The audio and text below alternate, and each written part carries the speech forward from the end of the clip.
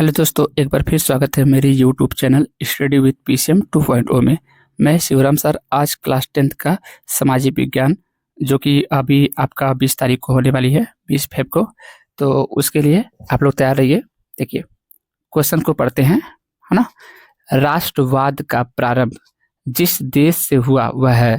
तो आप लोग को अगर नहीं भी पता है तो याद रख लीजिएगा। मान लीजिए बहुत ऐसे होंगे जिनको पता नहीं होगा, तो देखिए फ्रांस है। राष्ट्रवाद का उदय फ्रांस से हुआ था, फ्रांस देश से। ठीक है। अच्छा, अब यहाँ पे देखिए ध्यान से। इसका फ्रांस फ्रांस का राष्ट्रवाद जो हुआ था वो कब हुआ था? 1789 में। कब हुआ था? 1789 में। 1789 याद रहेगा।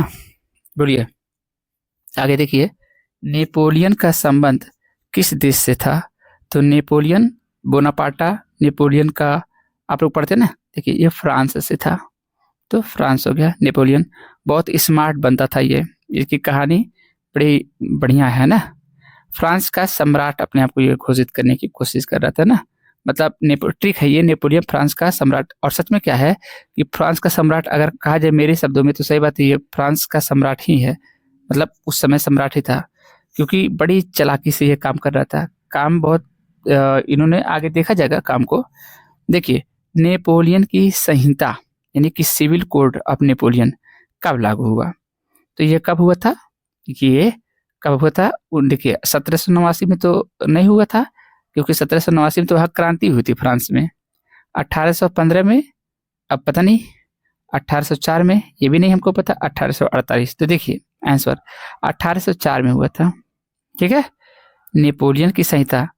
अब देखो यहाँ पर आप देखेंगे मेरी बात को तो आपको समझ में आएगा। ये वाला ट्रिक जो लिखे है नहीं, दुश्मनों के लिए अनलकी, ये 13, ये 13 क्या होगा रे कालिया, है ना। 13 13 13 है ना। तो 13 कैसे आया है? इसको जोड़ने पर किसको? 1 को, 8 को और 0 और 4 ये सबको आपस में जोड़िए। देखिए यहाँ जोड़े है कि नहीं। तो ये 13, तो 13 काल। क्यों? क्योंकि जो नेपोलियन संहिता क्या किया था नेपोलियन ने कहा था कि इनसे जो वहाँ के सम्राट हुआ करते थे, जो अपने आप को तथा कथित लोग, जो अपने बल से और बलपूर्वक कह सकते हो आप कि बिना लोकतंत्र स्थापित किए, बिना जनता के। आज क्या होता है हमारे और आपके पास में, जब हमारे यहाँ चुनाव होती है तो अच्छे से अच्छे वीवीआईपी को हम लोगों तक आना पड़ता है, भले वो बाद में आए चाहे न आए। और अगर जनता आज के डेट में एक हो जाए तो अच्छी अच्छी सत्ता को उखाड़ फेंक सकती है। क्योंकि हमारे देश के संविधान में, अगर मैं भारत के परिप्रेक्ष्य में बातें करूं, तो हमारे देश में ऐसी प्रजातंत्र है। मैं नहीं कह रहा हूं कि और देशों में नहीं है, लेकिन मैं ऐसा भी कह रहा हूँ कि पूरे विश्व में हर एक जगह प्रजातंत्र है, ऐसा भी नहीं है। तो अभी हम लोग छोटी छोटी बातें करेंगे कि भाई देखेंगे कि हमारे देश में प्रजातंत्र है, यानी कि सारा सिस्टम गवर्नमेंट चलाने का वो हम लोगों के हाथ में है। ठीक है। तो ऐसा उस समय फ्रांस में नहीं हुआ करता था, नहीं तो लोगों को सड़क पे आने की क्या आवश्यकता थी। आखिरकार में हम अंग्रेज जो हमारे देश में थे, हमको गुलामी की जंजीरों में बांधे थे, वो अंग्रेज के बारे में आखिर गांधी जी, चंपारण जैसे आप कह सकते हैं कि धरना, या चंपारण जैसा विद्रोह, है ना, या 1857 का जो सैनिक विद्रोह है हमारे देश में। ये तमाम प्रकार के जो आंदोलन हम लोग को करना पड़ा अपने देश में, इन अंग्रेजों के खिलाफ क्यों करना पड़ा? शायद अगर ये अंग्रेज रहे होते और ये कहे होते कि हे भारतीय लोग, आप लोग हमको चुनाव में जिताइए, हम आपके देश से चुनाव लड़ रहे हैं, तो शायद विद्रोह नहीं होता। क्यों नहीं विद्रोह होता? क्योंकि आप कहोगे नहीं सर वो अंग्रेज थे। अंग्रेज रहे कोई रहे, किसी भी देश में वहाँ के लोग ये चाहते हैं कि मेरा विकास होवे, है ना। और अगर वो अंग्रेज ही क्यों ना हो, अगर अगर हिंदुस्तान का विकास करेगा तो मेरे लिए दुश्मन कैसे हो गया? मेरी बात को आप समझ पा रहे हैं? देखिए, हम लोग ज्यादा जोश में आकर के होश गवा देते हैं। मेरी बात को आप लोग समझ पा रहे हैं? तो यहाँ पर क्योंकि जब देखिए, अगर मेरे यहाँ वो चुनाव के लिए आता तो यानी कि वो कहता कि भाई हम चुनाव मैदान में हैं और आप लोग हमको वोट दीजिएगा। तो बताइए, जब वोट उसको मांगना रहता तो हम लोगों पे लाठीचार्ज क्यों करता? क्यों जलियांवाला बाग हत्याकांड होता? क्यों तमाम प्रकार की जो लाठीचार्ज में हमारे लाला लाजपत राय जी की ऑन द स्पॉट मौत हो गई थी, उसी समय मौत हो गई थी, क्यों ये सब हुआ भाई? तो इसका मतलब ये है कि वो उस समय, क्योंकि हम लोग वोट कहाँ देते थे, वो हम लोगों पे जबरन थोपा गया था, हम लोगों को जबरन, हाँ, हम लोगों पे शासन किया जा रहा था। लेकिन आज चाहे कुछ भी हो, लेकिन हम लोग वोट देते हैं और अपने हिसाब से हम गवर्नमेंट को चुनते हैं। तो ये चीजें आप लोग को आ गई। तो यहाँ पे कह रहा है कि जो अपने पास में है ये नेपोलियन, आखिरकार में नेपोलियन को संहिता यानी कोड क्यों बनाना पड़ा, यानी अपना कानून एक हिसाब से, कि ये नेपोलियन सोचता है ऐसा। नेपोलियन बोनापार्टा यानी नेपोलियन की संहिता में क्या था कि नेपोलियन जो था वो एक्चुअली में नेपोलियन कह रहा था कि हम कैसा सोचते हैं कि हमारा जो एक आदर्श देश होगा, जो हमारा फ्रांस होगा, वो कैसे होना चाहिए मेरे अकॉर्डिंग, मतलब नेपोलियन ऐसा कहता है। तो लोगों ने पूछा कि भाई आपके हिसाब से कैसा होना चाहिए, तो हम लोग को नहीं पता है। तो कहता देखो मेरा फ्रांस या मेरे तरीके का जो फ्रांस है वो कैसे होगा, इसके लिए हम एक क्या करते हैं, एक हमने किताब में या एक पेज समझिए या एक मसौदा समझिए, उसमें मैंने लिखा है, उस कोड को पढ़िए, आपको पता चल जाएगा कि हमारी संहिता क्या है। तो क्या नेपोलियन संहिता हम पढ़ते हैं, आगे देखेंगे, अगर होगा तो हम लोग देखेंगे कि नेपोलियन संहिता यानी नेपोलियन ने लिखा क्या था। तो एक्चुअली में ये प्रजातंत्र, शुरू में तो ये प्रजातंत्र के हितकारी यानी कि प्रजा के लिए काम आवाज उठाया। तो बताइए, प्रजा के लिए अगर आवाज उठाया तो किसको बुरा लगेगा? जो वहाँ राजतंत्र यानी राजशाही से बैठे हुए हैं, वहाँ पे लोग हैं जो जनता को दबाए हुए हैं। तो उनके लिए उनके लिए ये तेरा क्या होगा कालिया, ये बोल रहा नेपोलियन की अब तेरा क्या होगा कालिया। अब तेरा क्या होगा कालिया मतलब किसको वो चिढ़ा रहा है, किसको वो धमकिया रहा है? यानी वहाँ मतलब फ्रांस के जो राजा लोग हैं, किंग लोग हैं, जो अपने आप को बड़ा राजशाही अपने आप को प्रस्तुत करके हम राजशाही चलाते हैं, हम प्रजातंत्र नहीं मानते, उनके लिए। ठीक है, तो यहाँ से आप याद कर लेंगे 1804। कोई दिक्कत है? 1804 ओके। वियना कांग्रेस 1815 की मेजबानी किसने की? ठीक है, ओके। अब यहाँ पे देखिए, ये जो वियना है, ऑस्ट्रेलिया नहीं, ऑस्ट्रिया की राजधानी वियना है। क्या है? वियना। तो आपके देश में कांग्रेस है, तो आपको क्या लगता है कि किसी देश में कांग्रेस नहीं है? सच तो ये कहा जाए कि कांग्रेस जो शब्द हमारे देश में आया वो विदेशी शब्द है, ये बात मानिए। और ये कांग्रेस अपने देश में नहीं कि बीजेपी है तो कांग्रेस है, तो कांग्रेस भाई अपने देश नहीं, पूरे मतलब हर एक देश में, आप खास करके यूरोपियन कंट्री में बहुत जगह आप देखेंगे कांग्रेस। तो कांग्रेस एक विचारधारा है जो किससे प्रेरित है? जो प्रेरित है यूरोपियन सभ्यता से, है ना। और एक कमेटी बना दिया गया, वो तो अलग की बात हो गई। तो देखो, ड्यूक मैटरनिक ये हैं, इन्होंने मेजबानी किया था। मेजबानी का मतलब जानते हो क्या? एक होता है मेहमानी, एक होता है मेजबानी। जैसे आप लोगों में से, आप श्रोताओं में से, आप स्टूडेंटों में से, है ना, बहुत लोग जानते होंगे कि मान लीजिए मेरे देश में विश्व कप चल रहा है। अगर मैं ऐसा मान रहा हूँ कि मेरे यहाँ विश्व कप चल रहा है, तो विश्व कप में भारत के जो खिलाड़ी हैं वो मेजबानी कर रहे हैं, क्योंकि वो तो मेजबान हैं। लेकिन जो आ रहे हैं, जैसे मान लीजिए खेलने के लिए ऑस्ट्रेलिया आ गया, इंग्लैंड आ गया, न्यूजीलैंड आ गया, ये सारे के सारे देश अगर हमारे देश में क्रिकेट खेलने आ रहे हैं तो वो तो मेहमानी, ये वो मेहमान टीम हुए, हम उनका मेहमानी हमें करना चाहिए। हम ये बात आप लोग को अगर आ गया हो तो मेजबान और मेहमानी में अंतर तो समझ में आ गया। जैसे मान लीजिए अब मेजबानी कौन करेगा? अब मान लीजिए कि बात को अच्छे से समझिए कि सारे देश के क्रिकेटर आ रहे हैं और हमारे यहाँ हमारे जो विराट कोहली जी हैं वो मेजबानी कर रहे हो, मतलब उन लोग को खातिरदारी कर रहे हो, है ना। तो मेजबानी का मतलब आप समझ में आ गया। तो वियना कांग्रेस का 1815 की मेजबानी किसने किया? यानी बाकी और लोग, वियना कहाँ? ऑस्ट्रिया में है, ऑस्ट्रेलिया नहीं, ऑस्ट्रिया में है। तो ऑस्ट्रिया में और देश के लोग आते थे। ठीक है, क्यों मतलब आते थे, क्यों आए थे? आए रहे होंगे किसी उद्देश्य के नाते। तो उसी उद्देश्य को हम लोगों ने क्या कहा कि वियना कांग्रेस की कमेटी बैठी थी 1815 में। तो उसको आखिर उसका मेजबानी कौन किया? और 10 देश के लोग आएंगे, 50 देश के लोग आए होंगे वहां पर, लेकिन वो तो मेहमान ही हो गया उनका, वो तो मेहमान हो गए। लेकिन मेजबानी कौन किया था? Duke Metternich. क्या नाम था उसका? ड्यूक मेटरनिक, यानी कि निक माने निक, मीटरनिक, ठीक है। मैटर कैसा है, मैटर बहुत बड़ा नहीं है, मैटर बहुत नीक है, नीक माने अच्छा है, यानी कि लोगों ने क्या कहा, बहुत नीक आपने मेहमानी किया। यहाँ पे मीटरनिक है ना, तो क्या कह रहे हैं सब लोग, बहुत अच्छा, बहुत नीक, नीक माने बहुत नीक आपने क्या किया, कहते नहीं बहुत अच्छे हो, अच्छे मतलब बहुत नीक हो, तो बड़ा आपने क्या किया, हम लोग के साथ में जो आपने मेजबानी किया, बहुत नीक मेजबानी किया, बहुत बहुत नीक मेजबानी किया आपने, बहुत नीक था।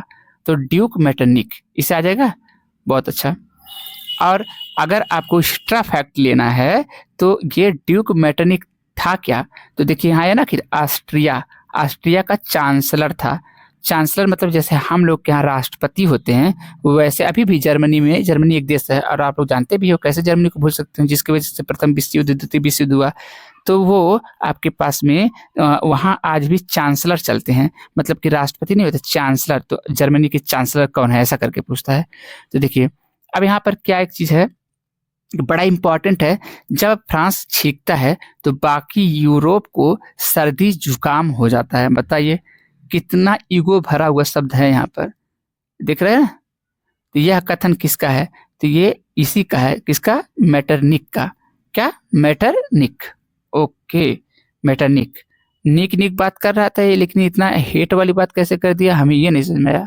ऐसे याद कर लेंगे कि निक निक बात करता था, यानी कि बड़ा बढ़िया बढ़िया बातें करता था, तो ये कैसे ईगो वाली बात कर दिया, इससे आपको पता चल जाएगा ट्रिक में, है ना। अच्छा अब देखिए ध्यान से, लिखा है जर्मनी के एकीकरण का श्रेय किसे जाता है, मतलब जर्मनी कई हिस्सा में, जैसे भारत कई रियासत में बट गए थे जब अंग्रेज थे। देखिए 500 से अधिक, 500 प्लस रियासत हमारे देश में थे जब हम आज़ाद हो रहे थे। छोटे छोटे छोटे छोटे भागों में, खंडों में हमारा देश बटा था। लेकिन उस समय जो होम मिनिस्ट्री है, यानी गृह मंत्रालय, उसका कार्यभार उनका प्रमुख, उनका हेड किनको, सरदार वल्लभ भाई पटेल को बनाया गया। उन्होंने साम दाम दंड भेद हड़का करके, वकील आदमी थे, इन्होंने क्या किया, सबको एक कर दिया। मतलब दो चार को छोड़ा जाए तो लगभग लगभग सबको एक झटके में क्या कर दिया, उन्होंने एक कर दिया, और सब भारत संघ के क्या बन गए, हिस्सा बन गए। लेकिन दो चार को छोड़ दिया जाए तब। तो मैं क्या करना चाहता था कि यानी इसीलिए भारत में स्टेचू ऑफ यूनिटी, यूनिटी माने एकता, स्टेचू ने मूर्ति, यानी एकता की मूर्ति कौन है, सरदार वल्लभ भाई पटेल, जो कि नर्मदा नदी पर सरदार डैम के पास में वो बना हुआ है, अगर आप लोगों को पता है तो यहाँ पर सरदार वल्लभ भाई पटेल भारत के एकीकरण के लिए जाने जाते हैं। इसी तरीके से जर्मनी भी ऐसे ही भारत की तरह एक समय रहा होगा, इसके भी कई हिस्से हुए होंगे, तो कोई एक किया होगा, उसका नाम क्या था, बिस्मार्क। क्या नाम था, ऑटो वान बिस्मार्क नाम था, ठीक है। तो विस्मृत में, यानी स्मृति में रहे, कहीं विस्मृत ना हो जाना, कहीं भूला मत जाना, विस्मृत मत रहना, है ना, समझ रहे नहीं, विस्मृत। क्या मेरी बात आप लोग समझ पा रहे हैं, ओके। अब अगर जैसे देखिए आप कैसे याद करोगे, तो ऑटो वान बिस्मार्क, अब बिस्मार्क कह दीजिए, बिस्मार्क, बिस्मार्क यानी कि स्मार्क, स्मार्क ने याद, अब बिस्मार्क ने, बिस्मार्क तो जो याद ना हो, तो लेकिन आपको याद तो करना ही पड़ेगा। क्या याद करना पड़ेगा, कि जर्मनी के एकीकरण का श्रेय बात को। तो देखिए आप लोग बहुत अच्छे तरीके से, मुझे आज तो बोलना ही पड़ेगा, क्योंकि जब तक बोलेंगे नहीं तब तक आप समझेंगे नहीं कहानी को, और समझेंगे नहीं तो लिखेंगे क्या, ठीक है। आप अगर आप लोग को ये बात समझ में आ रही है तो फिर आगे बढ़ते हैं। देखिए आगे क्या है, अगला कह रहा है कि यंग इटली सोसाइटी का संस्थापक कौन था। अब देखिए जो यंग इटली है, यानी यूथ इटली, जैसे यूथ इंडिया नहीं, तो ऐसे ही यूथ इटली। तो देखिए यहाँ पे गैरिबाल्डी, बिस्मार्क, काबूर और मैथ्सनी, तो आप लोगों को मैं पढ़ाया भी, तो उसमें यूसेपे मैथ्सनी, ये था आपका यंग इटली का, क्या, यंग इटली सोसाइटी का संस्थापक था, यानी यही बनाया था। क्या, कौन सा सोसाइटी, यंग इटली सोसाइटी, कौन, मैसिनी, इटली मैसिनी, इटली मैसिनी, आ रहा समझ में, देखो इटली ली अंत में आ रहा है, देखो इटली मैसिनी। तो आपका आंसर ऑप्शन डी होना चाहिए, ठीक है, ओके। अब फ्रांस की क्रांति कब हुई थी, तो सब जाने 89 में, है ना, 89 में, 1789 में। अब फ्रांस की क्रांति के लिए यहाँ पे ट्रिक है, को अगर डायरेक्ट याद रहा है तो ठीक है, नहीं तो नवासा, नवासी, है ना, ठीक है। नवासा फंस गया, नवासा माने, नवासा मतलब नाती नाती को जानते हैं? नाती को नवासा कहते हैं। क्या कहते हैं? नाती को एक होता है पोता, एक होता है बेटी का जो लड़का होता है वो क्या होता है? जो बेटी, मान लीजिए मेरी बेटी है तो मेरी बेटी का लड़का हुआ तो क्या हुआ? नवासा। अच्छा, उसने क्या बोली? नवासी क्या बोली? नाना जी मुझे क्या चाहिए? मुझे ऑडी कार चाहिए, ऑडी। हमने कहा अरे लो, नवासी से मतलब नवासी के चक्कर में हम फंस गए। तो नवासी के चक्कर में हम फंस गए। नवासी और फ्रांस मतलब फंस, फ्रांस में क्या रहा है? फर्स्ट, ऐसा कुछ रिजेंबलिंग हो रहा है। तो नवासी में हुआ था फ्रांस की क्रांति। आप ऐसे भी याद कर सकते हैं। अब है जालवेराइन क्या है?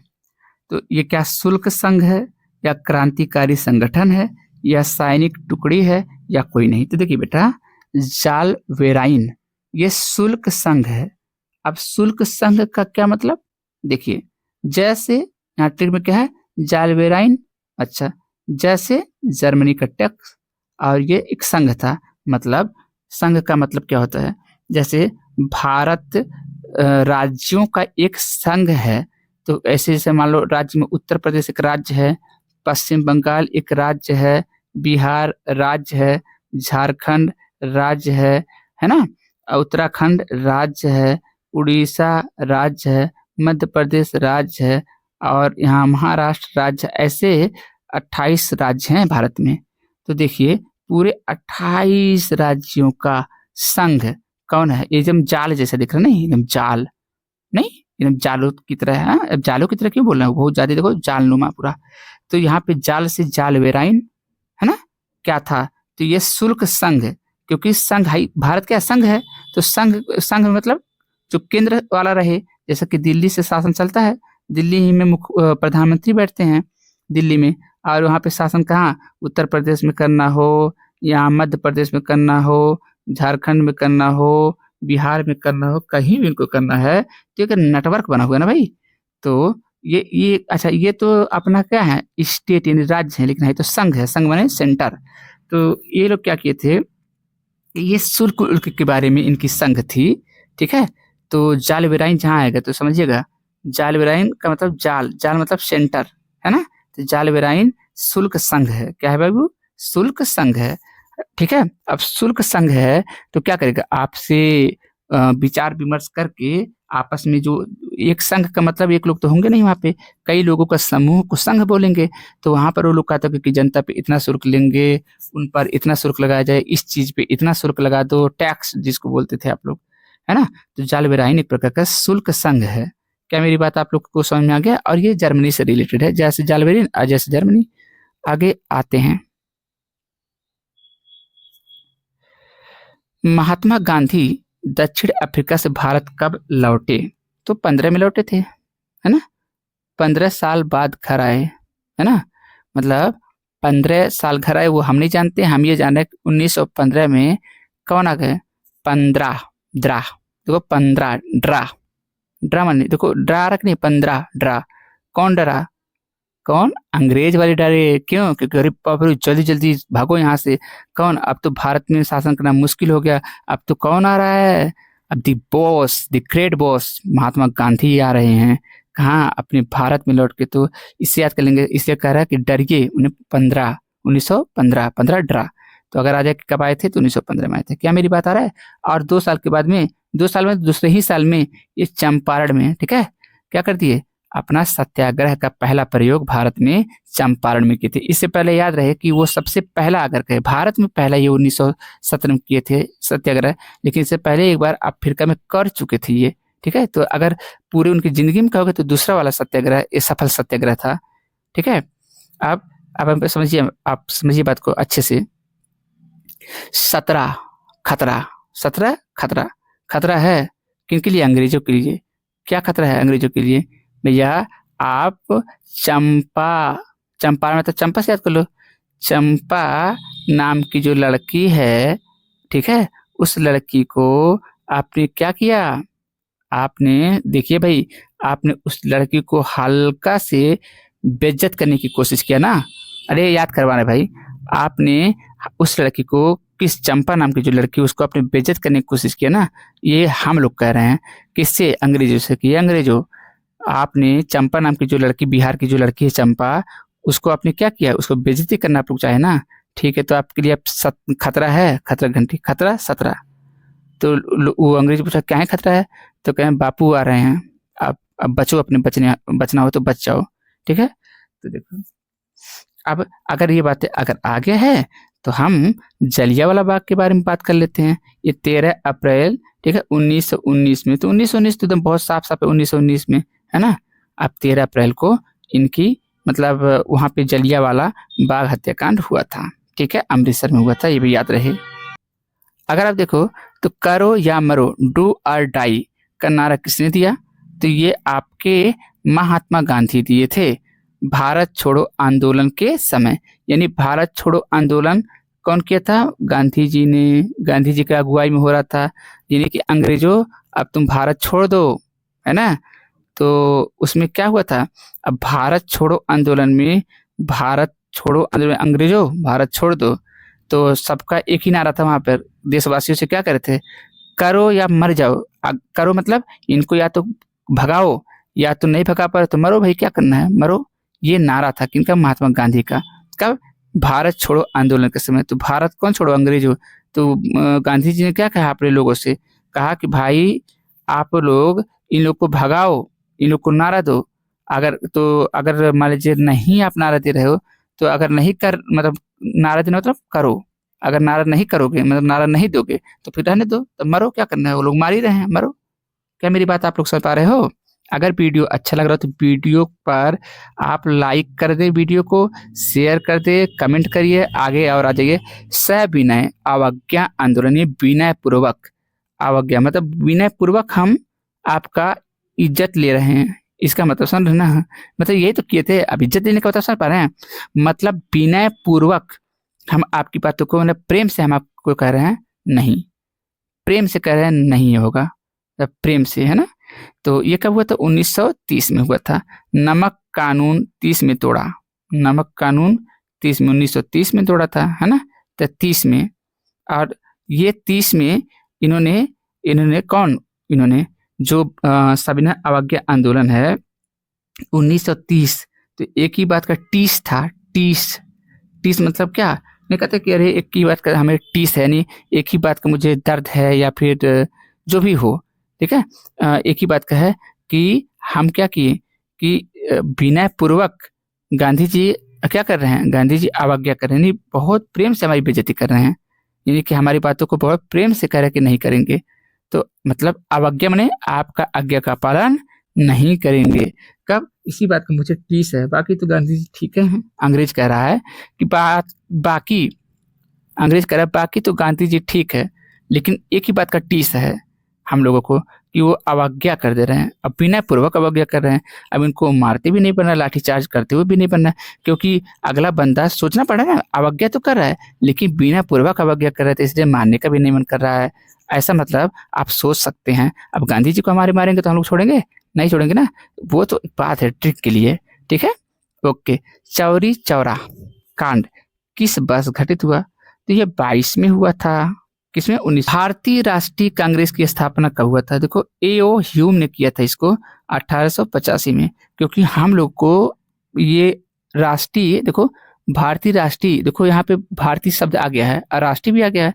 कांग्रेस ये विदेशी कॉन्सेप्ट था, लेकिन हम लोगों ने इसको अपनाया था। यानी हमारे देश के जो क्रांतिकारी लोग थे, ठीक है, वो क्या किए, वो भारतीय राष्ट्रीय कांग्रेस की स्थापना उन्होंने किया। हालांकि इसका उम्मीद, इसका इसका एम कुछ और ही था, पर हो कुछ और गया। ये अपने हित के लिए अंग्रेज लोग किए थे, कि अपना एक सेफ्टी वाल मानते थे इसको, कि मतलब सुरक्षा की दीवार किसको, ये जो कांग्रेस की स्थापना हुआ था। इसलिए देखो A.O. ह्यूम नाम का एक अंग्रेज है, ये इसके अध्यक्षता में, मतलब इसके कार्यकाल में, कार्यकाल नहीं कहेंगे आप, ये कहेंगे कि मतलब इसको हेड बनाया गया था, उसका स्थापना जब हुआ था तो। अच्छा, 1885 में, क्योंकि समझिएगा 85 में पच गया, 85 में पच गया, क्या पच गया, देखिए समझिए क्या पच गया भाई, हम लोग को क्या पच गया, हम लोग को कुछ नहीं पचा। बात तो यही है कि हम लोग को कुछ नहीं पचा, जो अंग्रेज हम लोगों के साथ में जो जो काम करता था वो सब हम लोग को पचबे नहीं करता था। यानी कि हम लोग कहते भाई कुछ भी हो तुम हमारे देश से जाओ, तुम कुछ भी करो हमारे देश से जल्दी जितना हो सके उतना निकलो, क्योंकि अब हम लोग को पच नहीं रहा है, अब पानी ऊपर से जा रहा है, अब डाइजेस्ट नहीं हो रहा है, अब आप यहाँ से जाओ। अगर नहीं जा रहे हो तो हम क्या कर रहे हैं, भारतीयों का एक ठो क्या बनाएंगे, एक ठो ग्रुप जान रहे हैं बनाने, अब ग्रुप बनाएंगे और नाम क्या रखेंगे, भारतीय राष्ट्रीय कांग्रेस। ऐसा आप ट्रिक के लिए बना सकते हैं। ठीक है। महामंदी का भारत प्रारंभ किस वर्ष हुआ? महामंदी का प्रारंभ 29 में हुआ था। ठीक है। 29 में मंदी यानी कि डिप्रेशन, एक ग्रेट डिप्रेशन का, तो इसको डिप्रेशन है ना, देखो डिप्रेशन, एक ग्रेट डिप्रेशन का, तो इसको अच्छा सुनो 29 में हुआ था। ठीक है। अब दोनों दोनों आया कि नहीं आया, तो दोनों दोनों मतलब दोनों कौन, दोनों यानी प्रथम विश्व युद्ध, क्या प्रथम विश्व युद्ध, एक कौन हुआ था, द्वितीय विश्व युद्ध। तो प्रथम विश्व युद्ध कब हुआ था? 1914 और 18 में खत्म हुआ था, 1918 में। अच्छा, और दूसरा वाला 1943 में चालू हुआ था। ठीक है। तो अब बताइए ये 1929 कहाँ आएगा बताओ? 1914 से लेकर 1943 के बीचों में नहीं आएगा 1929। तो बताइए एक बार पूरे विश्व के लोग क्या किए, पूरे विश्व के लोग, मतलब विश्व युद्ध में क्या होता है, जान माल सबकी हानि होती है। तो सबका हानि होगा बाबू, तो क्या होगा इससे ये होगा कि हर एक देश में लोग भी मरेंगे और पैसा भी नुकसान होगा हर एक देश का, मतलब पैसा सब गरीबी आ जाएगी। जब गरीबी आ जाएगी तो बताइए मंदी नहीं आएगी? आप कह दो कैसे, देखिए ध्यान से, मंदी इस प्रकार से आता है, किसान हमारे देश के क्या कर रहे थे, बहुत ज्यादा मान लीजिए अपने बेचने के लिए बहुत एक्स्ट्रा मात्रा में फसल का उत्पादन कर लिए, लेकिन विदेशी अगर हमारे फसल को ना ले, आप कहोगे क्यों नहीं लेगा सर? हमने कहा क्योंकि उसके पास पैसा ही नहीं है, तो क्या लेगा वो? अच्छा, अब फ्री में हम दे नहीं सकते, तो बताइए जब वो लेगा नहीं तो बताइए हमारे देश में तो बहुत ज्यादा मात्रा में क्या हो गया, मतलब अब जैसे इतना समय ठंडी के महीने में अगर आप देखोगे तो आपके घर पे, हमारे घर पे मटर आलू ये सब घर ही पे होता है, वो 7 रुपए 8 रुपए 10 रुपए किलो तक होती है, लेकिन यही आलू 35 रुपए किलो हो जाती है। कब? जब हमारे और आपके यहाँ क्या खेत में, मतलब गर्मी के महीने में जब हम आलू नहीं लगाते हैं। इसका मतलब बाजार में कोई चीज आवश्यकता से अधिक अगर आ जाती है तो वहां पर क्या होती है, बड़ा मंदी आ जाती है। अच्छा, मतलब कि डिमांड डिमांड बहुत कम है और सप्लाई बहुत ज़्यादा है, यानी सप्लाई बहुत ज़्यादा है। अभी हाल ही में आप लोग जो श्रोता हो या फिर जो भी स्टूडेंट हो जान रहे होंगे कि यूरिया का दाम जो कि 400 मिलता था, 1000 रुपये 1500 रुपये बिका है। क्यों? क्योंकि देखो लोगों को यानी कि जो सब्सिडी आता था, मतलब कि जो अपने दुकानदार लोग थे उनके पास में, वो लोग चाहते थे कि हमारे पास यूरिया भर भर के आए, लेकिन वहाँ से सप्लाई नहीं आ पा रही थी और लोगों का डिमांड बढ़ता गया।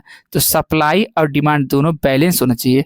अगर सप्लाई बताओ, महंगाई कहाँ आ गई थी, कहाँ 1500 रुपये यूरिया बिक रहा था, इसलिए यूरिया 1500 रुपये बोरा प्रति 45 किलो बिक रहा था, यानी 45 किलो का दाम 1500 रुपया। बताइए इतना क्यों बिका? क्योंकि डिमांड यानी मार्केट में नहीं, किसानों के अंदर क्या था, हाय हाय मची थी, किसको लेकर कि भैया हमारा खेत क्या हो जा रहा है, खराब हो जा रही है यूरिया के बिना, हमको यूरिया चाहिए ही चाहिए। तो मतलब डिमांड बहुत ज्यादा था, लेकिन सप्लाई बाहर से जो यूरिया आ रही थी वो बहुत कम आ रहा था। तो डिमांड क्या हुई, ज्यादा बढ़ गई, सप्लाई कम था। तो ऐसे में क्या होती है, इससे इससे आपकी महंगाई बढ़ती है। लेकिन यहाँ महामंदी आया था। महामंदी क्यों आ गया था, आप समझ में आ गया? क्योंकि महामंदी इसलिए आता है जब आपने सामान तैयार किया था कि भाई नेपाल में हम सामान पहुंचा देंगे, तो नेपाल में सामान, लेकिन नेपाल में मान लीजिए अचानक में कोई युद्ध वगैरह हो जाए, वहाँ पे पैसा वैसा खत्म हो जाए, तो बताइए आप वहाँ पे फ्री में तो देंगे नहीं वहाँ के लोगों को सब्जी। तो वहाँ के लोग के लिए मान लीजिए सब्जी अगर आप जाए बेचने तो वो लोग लेंगे नहीं। क्यों? क्योंकि आप ना फ्री में देंगे और उनके पास में पैसा ही नहीं है लेने के लिए। तो ऐसा जब होगा हर एक देश के साथ, अब तो नेपाल नहीं, आप पूरे देश के साथ ऐसा सोच लीजिए। तो बताइए मंदी आएगा कि नहीं आएगा? आप बताइए, दिमाग लगाइए ना, आप बताइए कि मंदी आएगा कि नहीं आएगा? मंदी का असर जैसे चूंकि हम भारत में रहते हैं तो भारत में पूछता है, आपसे पूछेगा भी, ये लिख लीजिए कहीं पर। ठीक है। तो महामंदी 1929 में आया था, यानी दोनों दोनों दोनों मतलब एक, अच्छा व्यापार आप करते हैं, कोई भी व्यापार आप कर रहे हैं, मंदी मतलब क्या, बाजार में मंदी। अब बाजार में व्यापार कर रहे हैं तो दोनों को हानि हो रहा है, दोनों दोनों मतलब कि कस्टमर को भी और जो दुकानदार है दोनों को क्या हो रहा है, घाटा हो रहा है। तो महामंदी इससे याद हो जाएगा, 2 9 मतलब दोनों, है ना।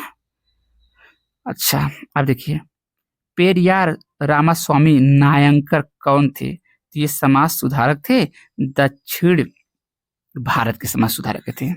आगे आइए, पंजाब में भूमि निम्नीकरण का मुख्य कारण क्या था? यानी वहां पर भूमि निम्नीकरण मतलब जानते हैं? भूमि निम्नीकरण का मतलब देखो यहाँ पे ध्यान से, यहाँ पे अधिक सिंचाई, आंसर इसका क्या है? अधिक सिंचाई से, है ना।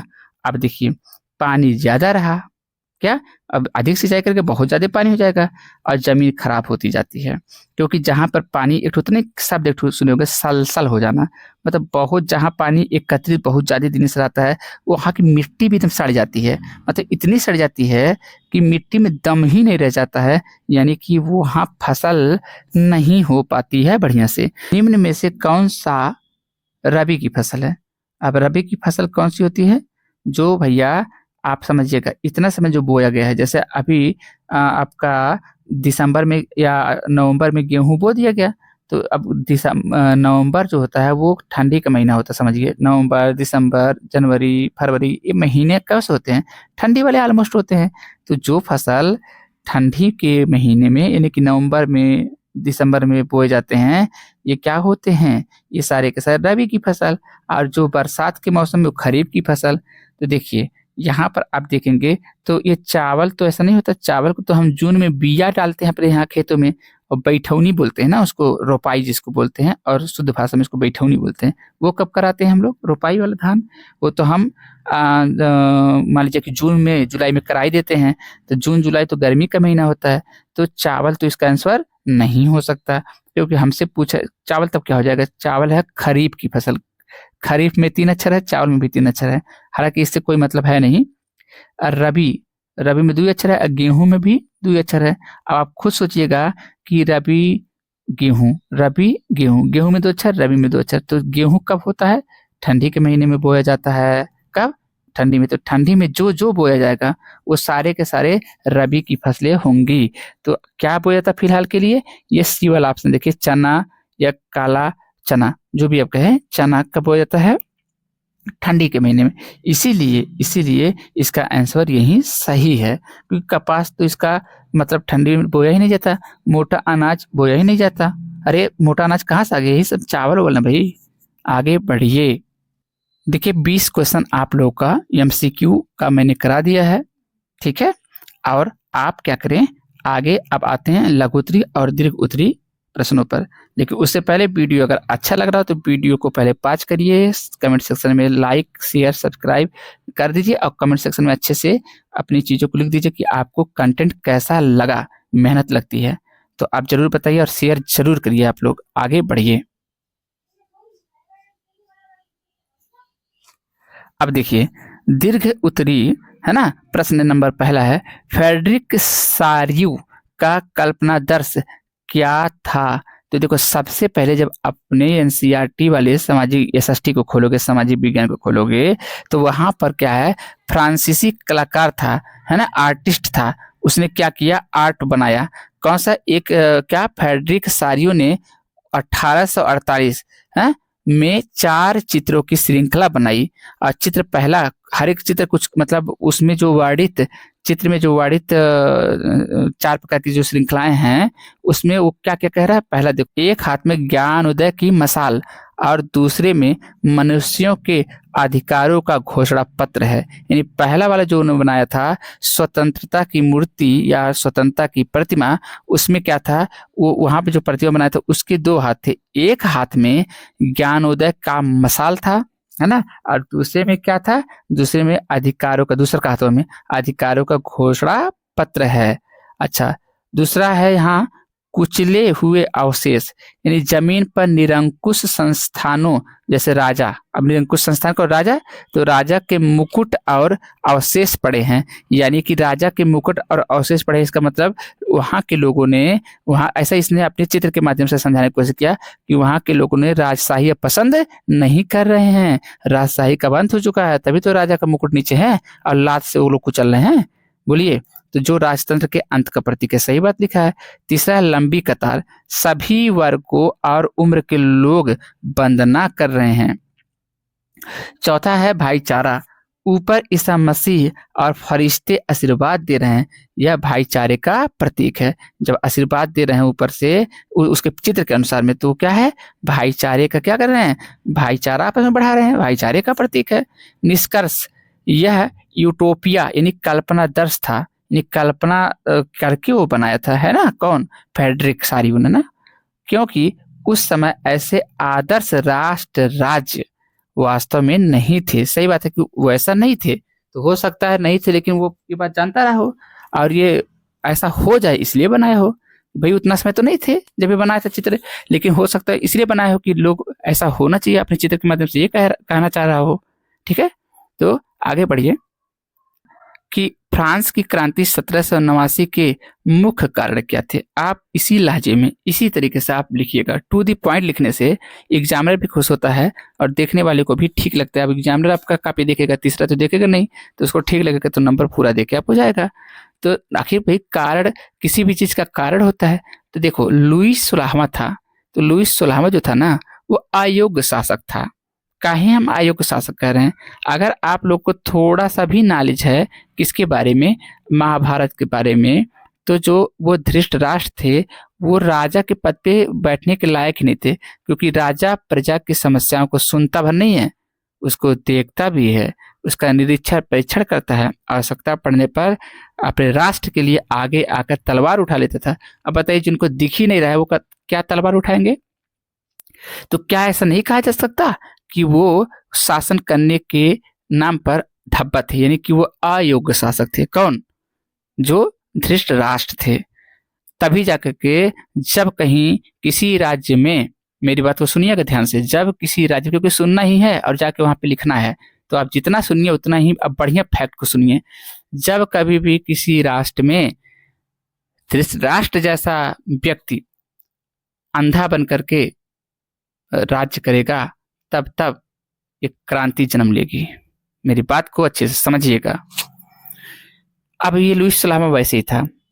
यह एक निरंकुश और विलासतापूर्ण मतलब लग्जरियस लाइफ मतलब बहुत, मतलब एकदम जैसे नहीं सब बहुत, एक होता है कि हिसाब से खर्च करना, लिमिट में रहना, एक होता है बिना मतलब लिमिट पार करके रहना। तो देखिए ये लग्जरियस लाइफ जी रहा था भाई। अच्छा, जीवन जीने वाला राजा था, वह जनता के दुख दर्द से दूर था। मतलब उसको क्या मतलब भाई, वो तो उसका चल है ना, अपना उसका चैस चल रहा है ना, उसका पूरी तरीके से सब चीज, उसका जो चाह रहा था सब कुछ उसको मिल रहा था। अब जनता मरे उसे क्या लेना देना है। तो इसलिए कहीं ना कहीं लोग के अंदर ये बातें पता हुई कि यार मेरे बारे में तो इसका ख्याल ही नहीं कुछ है और हम लोग के बारे में झूठे में राजा बना है। तो एक तो अयोग्य शासक था, तो इसको हटाना है, ऐसे लोगों के दिमाग में चला। अच्छा, अब सामाजिक असमानता, भाई चलो अभी तक तो हम लोग सहारा ले रहे थे, चलो कोई बात नहीं है, लेकिन हुआ क्या कि समाज 3 स्टेट्स में बटा था। पादरी पहला समाज था और कुलीन वर्ग, हाँ, और एक आम जनता। तो जो पादरी और कुलीन वर्ग हैं उनको विशेषाधिकार मिला था, जबकि सारा टैक्स मैंने इनको पादरी लोगों को, पादरी जानते हैं जो चर्च में, जैसा हमारे यहाँ मंदिर में पुजारी होते हैं, मौलाना मस्जिद में होते हैं, ऐसे ईसाइयों में जो पादरी होते हैं जिनको फादर कहते हैं, ये गिरजा घर में होते हैं। तो मतलब ये एक प्रकार का उन लोगों की, ईसाइयों के लिए पुजारी का काम करते हैं। तो ये क्या कह रहा है सब। अच्छा, तो इनके जो पादरी लोग हैं, अच्छा, और जो कुलीन वर्ग यानी कि जो ये राजशाही परिवार हैं, उन सबको विशेषाधिकार था कि वो टैक्स नहीं देते थे, लेकिन सारा टैक्स कौन देता था, आम जनता या किसान को देना पड़ता था।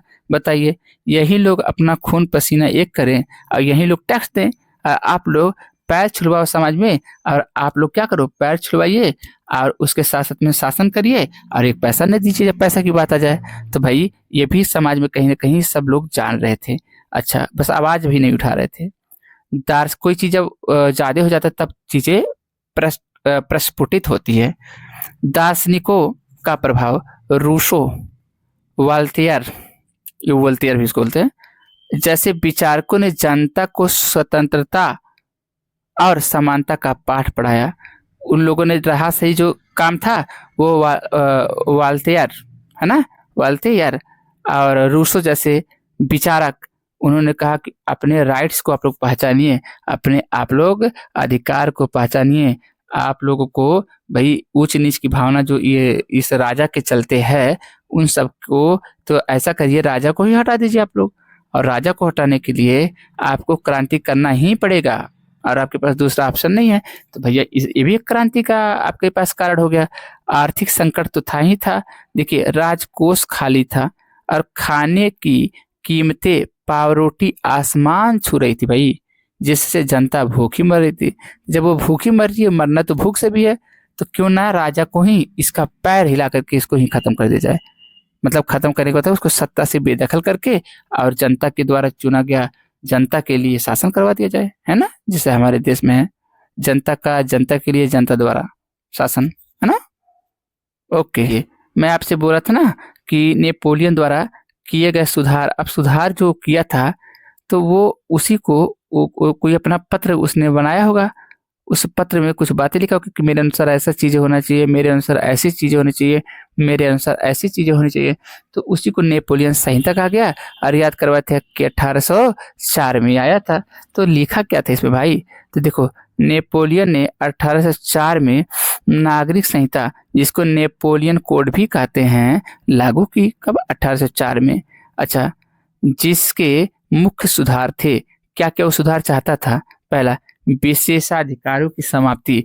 वो सोचता था जन्म पर आधारित सभी विशेषाधिकार समाप्त कर दिए गए हैं। सही बात है। अच्छा, मान लीजिए कि छोटा बालक है और दो छोटे बालक है, लेकिन एक गरीब घर में पैदा हुआ और एक उसी समय पे बड़े आदमी के घर पैदा हुआ।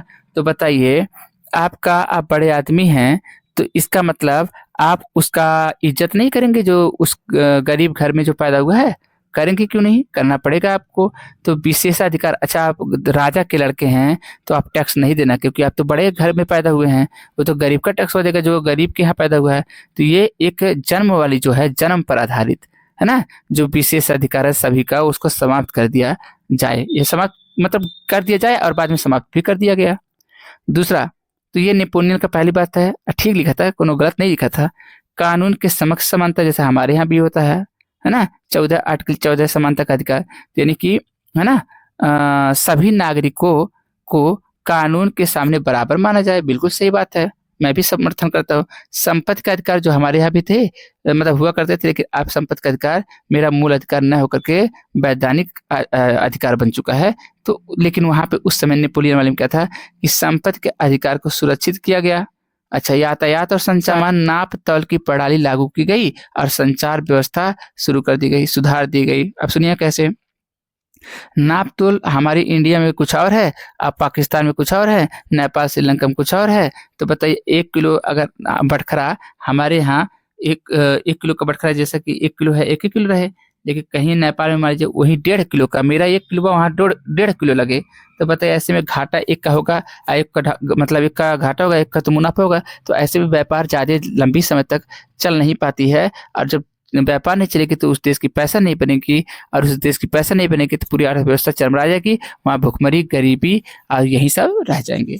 तो यातायात में जो यातायात और संचार है, इनमें भी क्या किया गया? अच्छा, मतलब कि इसमें सुधार किया गया। सामंती व्यवस्था जो पंडितैपन वाली व्यवस्था थी, वो समाप्त कर दिया गया, यानी कि जागीरदारी शुल्क और भू दासत्व को खत्म कर दिया गया, जिससे किसानों को राहत मिल गई। भाई जागीरदारी शुल्क क्या होता है कि हम जागीरदार है भाई, हम तुमसे शुल्क लेंगे कि तुम खेत में अनाज क्यों बोए हो। भाई क्यों नहीं बोएगा, आप नहीं बो रहे तो वो भी ना बोए, और जब वो बो रहा है तो आप उसे टैक्स लेंगे। अच्छा, भू दासत्व, यानी कि भू के, यानी कि तुम दास हो, इस धरती के, उस जमीन के तुम दास हो, राजा तो हम हैं, ऐसा फील जो दे रहे थे लोग किसान को, वो किसानों को ये चीजें खत्म करवा दिया। किनका? नेपोलियन के संहिता ने। तो आपने 5 संहिता पढ़ा, अब 5 संहिता में आपने कितनी अच्छे तरीके से ये बात को समझ गया, कमेंट सेक्शन में जरूर लिखिएगा। अब देखिए, जर्मनी का एकीकरण, अभी हम आपको बताए थे कि भारत का एकीकरण का श्रेय किसको जाता है? सरदार वल्लभ भाई पटेल को। तो ऐसे देखिए, जर्मनी के एकीकरण की प्रक्रिया निम्नलिखित चरणों में हुई। जनक कौन है? बिस्मार्क है, क्योंकि इनको अपनी स्मृति में याद करने कहीं बिसरा मत देना। प्रसा का प्रधानमंत्री को जनक माना जाता है। ये बिस्मार्क, ये प्रसा का प्रधानमंत्री है, उसको जनक माना जाता है। उसने, अब बताओ, ये ऑटो वन बिस्मार्क जो था वो प्रसा का प्रधानमंत्री था। कहाँ का था? प्रसा का प्रधानमंत्री। इसी को हम लोग जनक मानते हैं, बिस्मार्क को। ठीक है, एकीकरण का जनक भाई। किसके लिए? कहाँ के लिए? जर्मनी के एकीकरण का।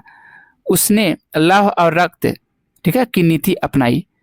3 युद्ध 7 वर्षों के दौरान ऑस्ट्रिया नहीं, बार बार कह रहा हूँ, ऑस्ट्रिया, डेनमार्क और फ्रांस के साथ 3 युद्ध हुए।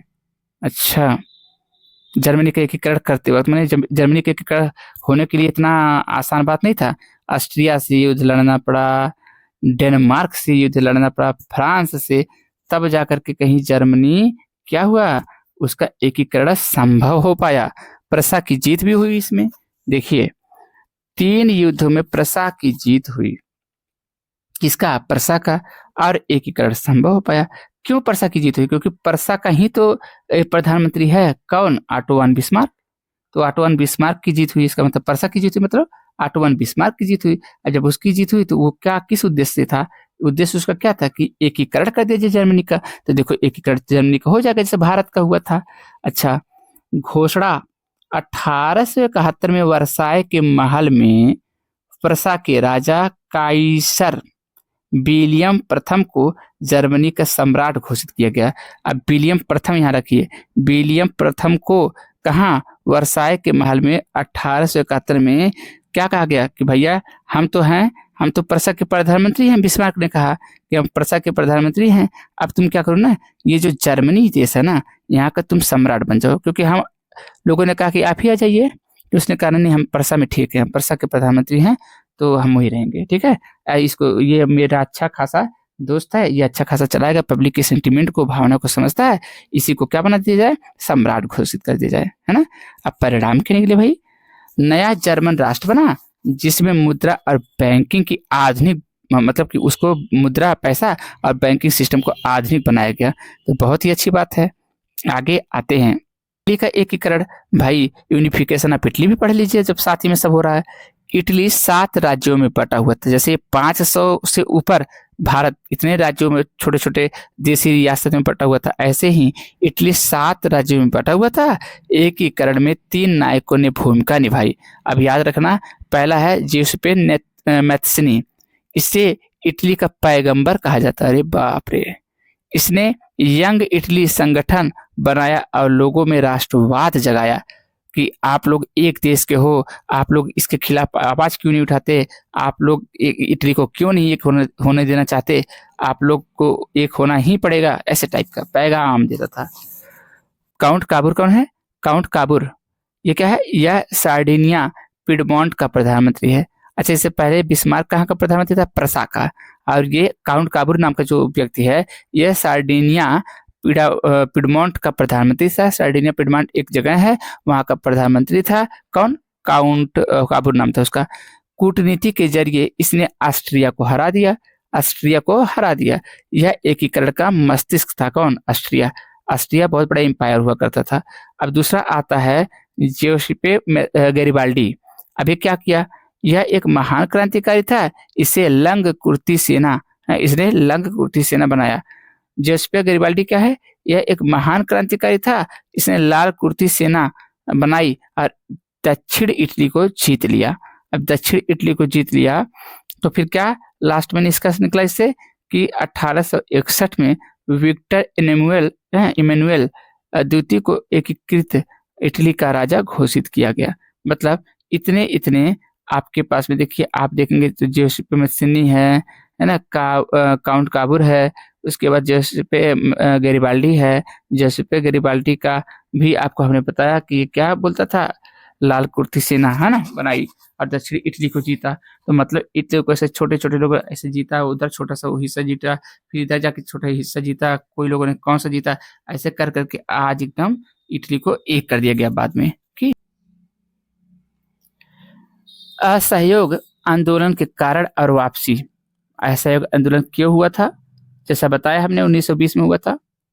तो 1920 में हुआ था यह आंदोलन और कह रहा कि इसको वापसी क्यों लिया गया। तो देखिए, जलियांवाला बाग हत्याकांड हुआ था 1919 में, ठीक है, और ये 1920 में असहयोग आंदोलन, रॉलेट एक्ट, काला कानून का विरोध करने के लिए, काला कानून का हम विरोध कर रहे थे। अच्छा, खिलाफत मुद्दे का समर्थन, खिलाफत मुद्दे का समर्थन हम क्यों किए, ताकि मुस्लिम हिंदू एकता आ जाए, और जब एक मिलकर के हम आवाज उठाएंगे तो संख्या में ज्यादा हैं, तो उनकी मनोबल अंग्रेजों का और टूटेगा और जल्दी से हमारे देश को क्या कर देंगे।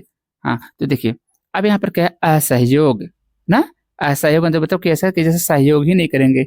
आप लोग दफ्तर में जो भारतीय लोग काम कर रहे थे अंग्रेज के लिए, वो तो अपना दफ्तर छोड़ दिए, जो मिल में काम करते तो अपना मिल छोड़ दिए, मिल में जाना बंद कर दिए, जो कुछ ऑफिस में काम करते तो वहां छोड़ दिए, मतलब जो जिस लेवल में था वो मतलब कि वो काम अपना छोड़ करके इस जो आंदोलन था इसमें कूद पड़े। तो वही करा है, विदेशी कपड़ों की होली जलाना कि भाई कपड़ा जलाओ, सरकारी स्कूलों या नौकरियों का बहिष्कार करो कि हमें नहीं चाहिए नौकरी, रखे रहो अपना, वो वापसी है ना, चौरी चौरा कांड। अच्छा, मान लीजिए ये वापसी तो ये तो यहाँ तक हो गया, लेकिन वापस क्यों लिया गया था, क्योंकि भाई 1922 में को एक 5 फरवरी की बात है, 1922 को गोरखपुर के चौरी चौरा में भीड़ ने पुलिस थाने में आग लगा दी। भाई इससे पहले प्रीवियस में पढ़ाए हैं, प्रीवियस में, जिसमें 22 पुलिसकर्मी जल मरे, जो सारू का हिस्सा है ना, गांधी जी, जिसमें 22 पुलिसकर्मी जल मरे।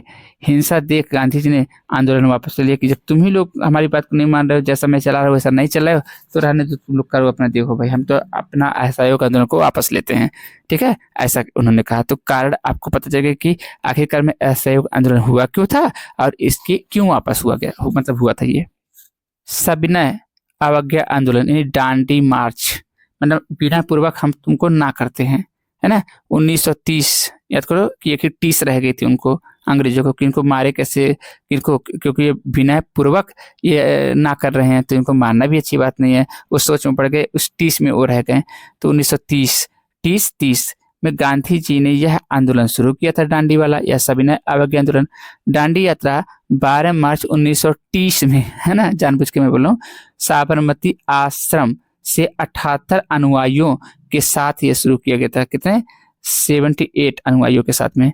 कौन? डांडी यात्रा। अच्छा, उद्देश्य क्या था? नमक कानून तोड़ना। नमक हर गरीब अमीर की जरूरत थी, चलो, जिस पर अंग्रेजों ने टैक्स लगाया था। घटना 240 किलोमीटर चलकर 6 अप्रैल को डांडी यानी गुजरात में है डांडी पहुंचकर समुद्र का पानी उठाकर नमक बनाया और कानून तोड़ दिया। मतलब कानून की, तुम कौन हो कानून बनाने वाले, नमक तो हम बना के देखो, हम इस्तेमाल कर लेंगे, हम करने वाले, हम कर रहे हैं, ऐसा टाइप का। प्रभाव क्या पड़ा? इसके बाद पूरे देश में लोगों ने सरकारी कानूनों का उल्लंघन शुरू कर दिया। तो ठीक है, तो है वाला बाग हत्याकांड, यह भारतीय इतिहास का काला दिन था। 13 अप्रैल 1919 बैसाखी का दिन था। स्थान का अमृतसर जो कि पंजाब में है, वहां पे एक जगह है जलियांवाला बाग के नाम से जगह है। घटना क्या हुआ था? रोलेट एक्ट के विरोध में लोग शांतिपूर्ण सभा कर रहे थे। जनरल डायर ने बाहर निकलने के सारे रास्ते बंद करवा दिए और निहत्ती भीड़ पर अंधाधुंध गोलियां चलवा दी। परिणाम क्या निकला? सैकड़ों लोग मारे गए। इस घटना ने पूरे भारत में गुस्से की लहर दौड़ा दी और असहयोग आंदोलन की नींव पड़ गई, क्योंकि 1919 की बात है ये। असहयोग मतलब 1920 में लोगों ने कहा, भारत के लोगों ने, कि हम असहयोग करते हैं, हम सहयोग ही नहीं तुम्हारा करेंगे अंग्रेजों, तुम मेरे भारत वालों को मार रहे हो, हम ही लोगों को मार रहे हो, जो तुम लोग का हम लोग सहयोग कर रहे हैं। 1914 में प्रथम विश्व युद्ध होता है, और प्रथम विश्व युद्ध में और हम लोग 1919 में तुम गोली चलवा रहे हो। हाँ बताओ, 1914 में हमारे देश के लोग तुम्हारे कहने पे गए, जर्मनी के खिलाफ युद्ध लड़ा, विश्व युद्ध लड़ा, और हमारे लोग इतने मारे गए एज ए सैनिक के रूप में, और तुम क्या कर रहे हो? तुम अब जाओ, अब तुम्हारा हम लोग क्या सहयोग नहीं करेंगे, असहयोग, है ना। तो क्योंकि भाई गुस्सा लगेगा ना भाई, तो आप इससे रिलेट कर लेंगे, और ये सच भी है, ऐसा नहीं है कि रिलेट ही करना है, सच भी है। आगे आइए, कहता है गांधी जी के सत्याग्रह के प्रयोग। देखिए, भारत आने के बाद गांधी जी के 3 शुरुआती सफल प्रयोग थे। चंपारण जो कि 17 में हुआ था, है ना। चंपा नाम की, बिहार की जो चंपा नाम की लड़की है, उसको बेइज्जत करना चाहते थे, तो लोगों ने वहां के कहा कि भाई गांधी जी आ रहे हैं, खतरा है, 17 खतरा, 17 खतरा, तो खतरा है तुम्हारे लिए।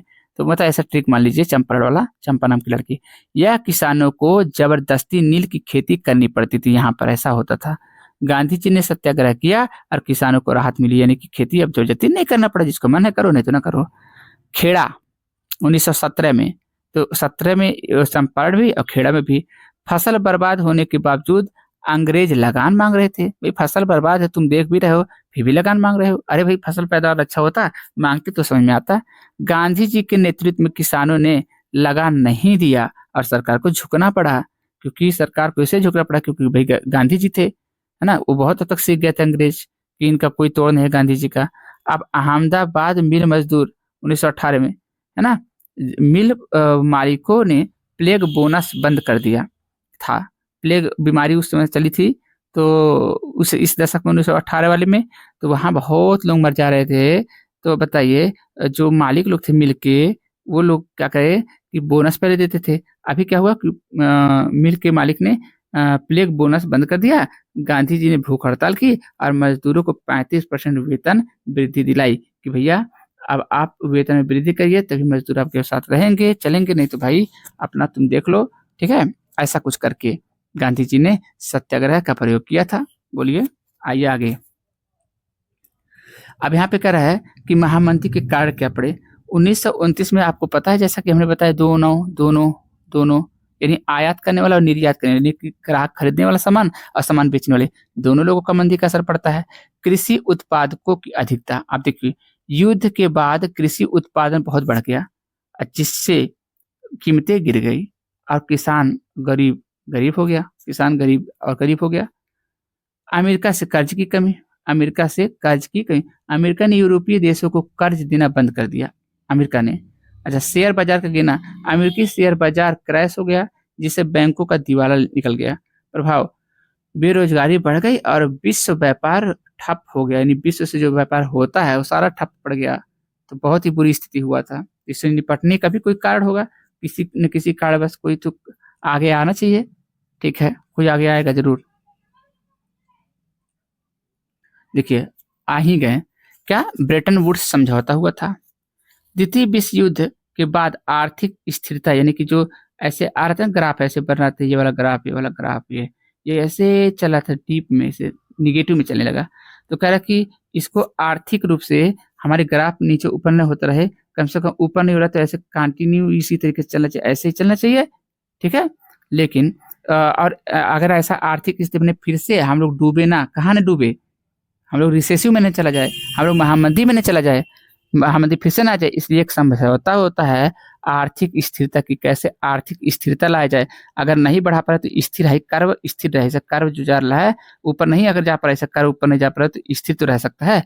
ऐसे में 1944 में अमेरिका के न्यू हैम्पशायर में क्या हुआ, या कब की बात है, 1944 में अमेरिका के न्यू हैम्पशायर में क्या हुआ था, ये ब्रेटन वुड्स समझौता हुआ था। उद्देश्य क्या था कि युद्धोत्तर माने युद्ध के बाद काल में, यानी युद्ध हो गया उसके बाद वाले काल में आर्थिक स्थिरता और पूर्ण रोजगार कैसे बनाए रखे, पूर्ण रोजगार। क्योंकि जब आर्थिक स्थिरता नहीं रहेगी तो कंपनी में से कंपनी को फायदा नहीं होगा, तो अपने लोगों को क्या पैसा दे पाएगा, नहीं दे पाएगा। तो जब पैसा नहीं दे पाएगा तो बताइए वहाँ लोगों को बल्कि निकालेगा, कहेगा भाई हमारे यहाँ काम नहीं है, जाओ तुम लोग जाओ, ऐसा करके वो काम ही नहीं दे पाएगा, जॉब ही नहीं दे पाएगा, ठीक है, क्योंकि खुद उस कंपनी के पास पैसा नहीं है ना। तो संस्थान, इसके तहत 2 जुड़वा संतानों का जन्म हुआ। एक जुड़वा संतान है, अरे मतलब ये संतान है, ये तो ऐसे दिमाग में रखने के लिए। एक होता है इंटरनेशनल मॉनेटरी फंड, इसको अंतर्राष्ट्रीय मुद्रा कोष कहते हैं। दूसरा वर्ल्ड बैंक, जिसको विश्व बैंक कहते हैं। तो IMF का काम क्या होता है भाई, व्यापार घाटे से निपटने के लिए, यानी IMF लोन देता है उन लोगों को जो देश दिवालिया हो चुके होते हैं। जैसे जेनजी वाला विद्रोह आपने देखा था नेपाल में। अगर नेपाल में आर्थिक जो ढांचा है वो डगमगा गया हो तो IMF इसको लोन दे सकता है कुछ शर्तों के साथ। और विश्व बैंक पुनर्निर्माण के लिए कर्ज देता है कि भाई अपने देश का या अपने समाज में, समाज को उत्थान करने के लिए, है ना, आप क्या करिए, आप कर्ज ले लीजिए मुझसे, लेकिन समय पे शर्तों के साथ उसको भर दीजिएगा। ऐसा कोई दिक्कत है नहीं होनी चाहिए। तो ये आपके पास में समझौता में, मतलब इन्हीं समझौता में। अब अगर आ जाए IMF और वर्ल्ड बैंक, है ना, ये दोनों किस समझौता के तहत पैदा हुए थे? तो ब्रेटन वुड्स समझौता के तहत ये पैदा हुए थे। क्या मेरी बात आ रही है? ठीक है, जरा देखिए आगे आप, मुद्रण संस्कृति का राष्ट्रवाद पर प्रभाव। अब देखिए प्रिंट कल्चर। अब बताइए आज के ज़माना में तो हम लोग कोई भी चीज़ कहीं यूट्यूब खोल करके अब भड़का रहा है, हम लोग भड़कते चले जा रहे हैं, है ना, तो नहीं सोच रहे हैं, अपनी नैतिकता मर चुकी है, जो यूट्यूब में बता रहा है लोग वैसे कर रहे हैं हम लोग। तो उस समय यूट्यूब का समय नहीं हुआ करता था, बहुत पहले जब हम आज़ाद नहीं हुए थे, है ना, तो आज़ाद मतलब हम सब नहीं आज़ाद हुए थे, 1945 से पहले की बातें, 1947 में आज़ाद हुए तो उससे पहले की बातें। छपाई तकनीक ने भारत में राष्ट्रवाद को मजबूत किया, क्योंकि अब हमारे पास एक ही माध्यम था कि भैया अखबार पढ़िए, अखबार में जो भी लिखा रहेगा तभी सूचना आता था, नहीं तो आज के डेट की तरह यूट्यूब नहीं हुआ करता था कि बैठिए घर पे और वहीं आपको सब कुछ मिल जाएगा, परोसा गया, है ना। विचारों का प्रसार हुआ, अखबारों जैसे केसरी और मराठा ने अंग्रेजी राज की पोल खोल दी। अब यहाँ पर वो लोग लिखते थे, केसरी और मराठा ये अपने देश के अखबार थे जो लिख लिख करके वो चीज़ों को, ठीक है, हमारे देश के कोने कोने तक जाता था और लोग अंग्रेजों की असली चेहरा जो पर्दे के पीछे उसको देखना शुरू किए। और धीरे धीरे क्या हुआ कि राष्ट्रवाद अब पनपने लगा भारत में कि हाँ भाई आवाज़ उठाना चाहिए। क्यों शर्मा जी आवाज़ उठाना चाहिए कि नहीं? क्यों वर्मा जी उठाना चाहिए था कि नहीं? इस टाइप का। क्यों गुप्ता जी उठाना चाहिए था कि नहीं? इस टाइप का। बोले हाँ। अब देखिए गरीबों तक पहुँच, सस्ती किताबों और पर्चे आम जनता तक पहुँचे, जिससे जागरूकता बढ़ी। क्योंकि अब मान लीजिए कोई चीज़ हमको, हमारा तो मेन उद्देश्य क्या है कि राष्ट्रवाद फैलाना अपने देश में, तो हम तो एक बहाना है। तो मान लीजिए कोई चीज़ आपका 50 रुपये में बेच रहे थे तो आप कहेंगे चलो कोई बात नहीं 5 रुपये कम कर देते हैं, थोड़ी सस्ता कर देते हैं, 45 रुपये में हम बेचेंगे। तो ये 45 रुपये कर दिए, क्योंकि मेरा उद्देश्य पैसा कमाना नहीं था। हम तो 45 किए हैं कि ताकि जनता वहाँ का, अपने देश का जनता क्या कर सके, एक होकर के इन अंग्रेजों को माकूल जवाब दे दें। धार्मिक सुधार, राजा राम मोहन राय जैसे सुधारकों ने संवाद कौमुदी के जरिए रूढ़िवादी या रूढ़वाद पर प्रहार किया, जो रूढ़वादी सोच चल रही थी, है ना। एकीकरण, पूरे भारत के लोग एक दूसरे की समस्याओं को जानने लगे, जिससे एकता बढ़ गई। उन्होंने कहा वर्मा जी आपके पास खाना वाना तो है ना? तो हाँ शर्मा जी है। गुप्ता जी है ना खाना? अरे गुप्ता जी क्या हाल चाल है? ठीक है ना, बच्चा सही से पढ़ रहा है? हाँ हाँ हाँ हाँ शर्मा जी पढ़ रहा है। इस टाइप की। तो हम एक दूसरे को अब जानने शुरू कर दिए। अब हम लोग को लगा कि हाँ भाई हम लोग रियल भारतीय हैं। तो ये सब कब से कब आया? जब ये सब मुद्रण माने प्रिंटिंग कल्चर चला। प्रिंट मतलब किसको छापते हो? अखबार को। तो अखबार का माध्यम, है ना।